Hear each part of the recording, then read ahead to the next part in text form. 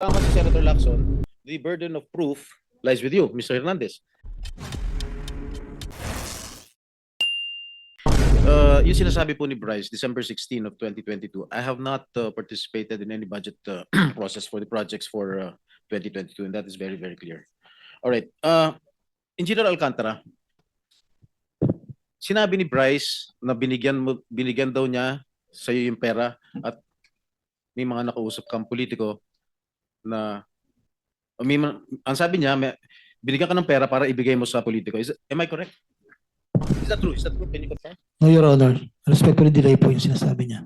Ano po? Ano? Respectfully deny po yung sinasabi niya na binigay niya po sa akin na may mga ganun pong issue, Your Honor. So tama si Senator Lacson, the burden of proof lies with you, Mr. Hernandez. Kasi tahasan mo sinabi sa House of Representatives at kinundina naman ako ng taong bayan dahil sa isang salita mo na ako raw ay humihingi ng 30%. Okay? Mga kababayan, to my colleagues here in the Senate, I have already been crucified, vilified in the past. And I am, again, an easy target. Kahit sino pwedeng sabihin nilang pangalan.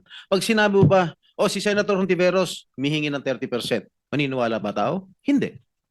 Pag ako, si Senator Estrada humingi ng 30%, maniniwala ba tao? Yes. Dahil I have my past. Meron akong mga nakaraan na issues. Kaya I am very vulnerable to all these attacks.